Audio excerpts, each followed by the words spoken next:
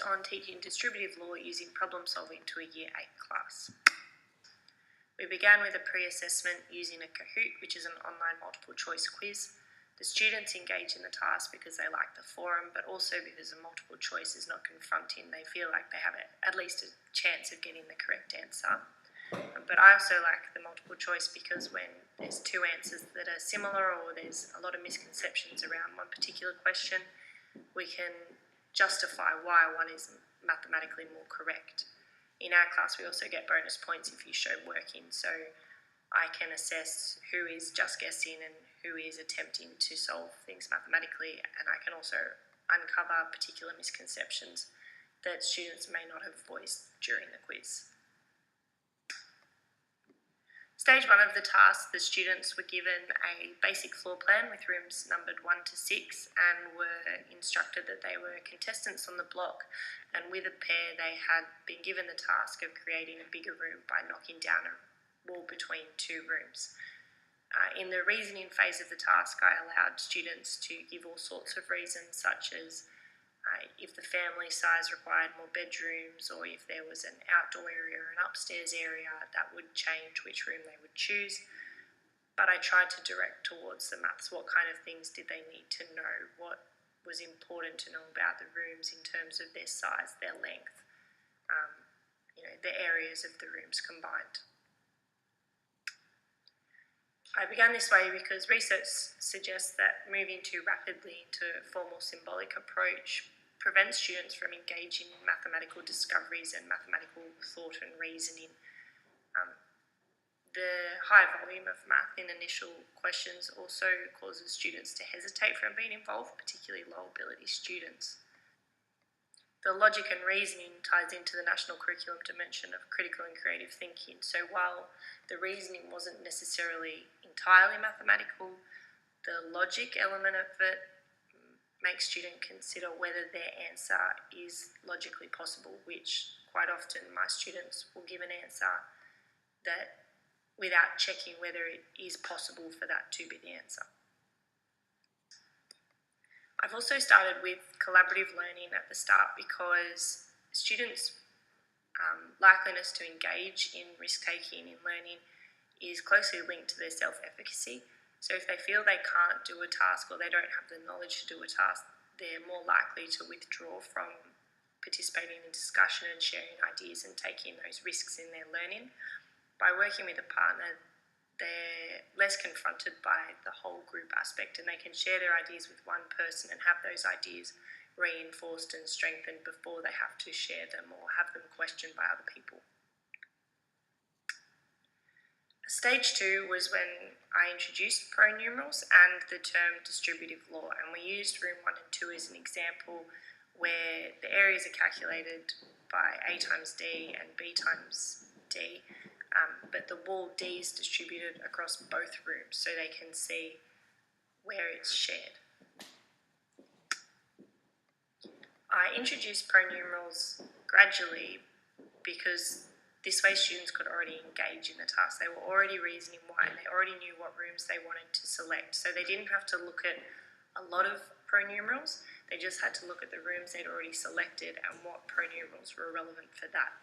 So the information wasn't overwhelming, but they were still able to apply the mathematical processes. And stage 3 was when the numbers were introduced. So they looked at the actual values of the length of the room. But I also adjusted this element of the task and let M represent a pronumeral or an unknown value. So students could use both numbers and pronumerals in their reasoning. So the positive aspects of the task, or the positive things that I found, was the students who struggled with algebra and who often found pronumerals confronting were engaged straight away. They were really excited to reason about why they would choose particular rooms, and the tie to area, which was something they were very comfortable with, meant they were more comfortable using the pronumerals. This was also linked to having done the pre-assessment and the factorising, so students were quick to see common factors, whether they were pronumerals or numbers. These are a couple of examples of samples of work where students had engaged in the task and demonstrated their understanding.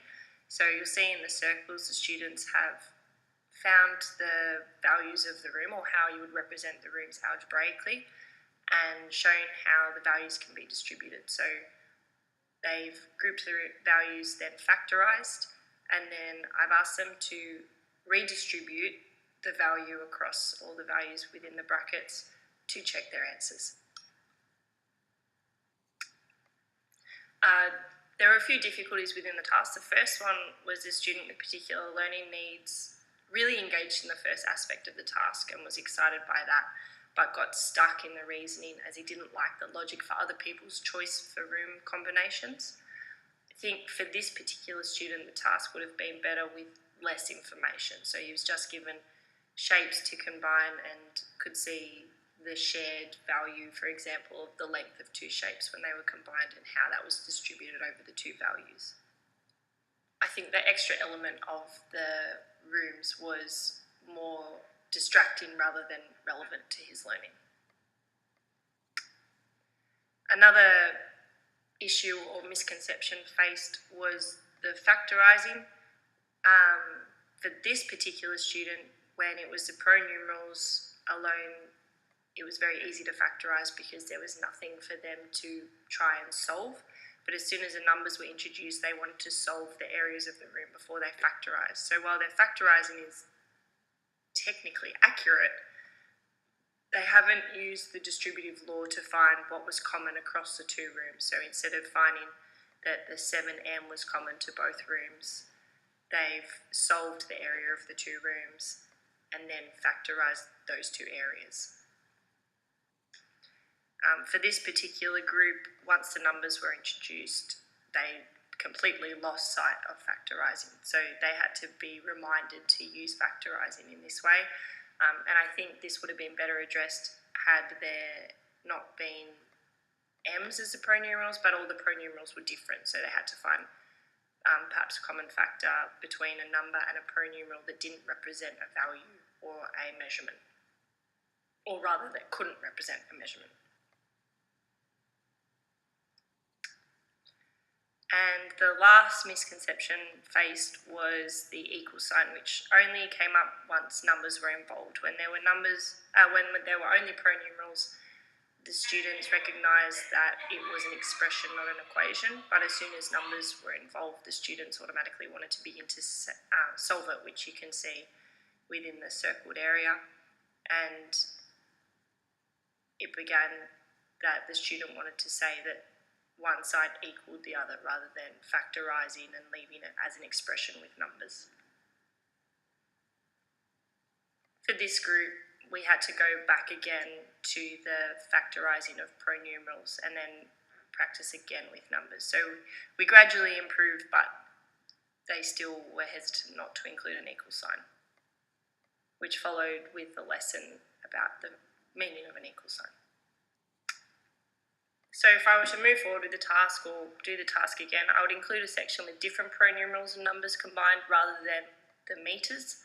I'd also include a writing space with low ability students with prompts so that they had questions to answer and it wasn't so open-ended, because that was quite a barrier for students who have focusing issues.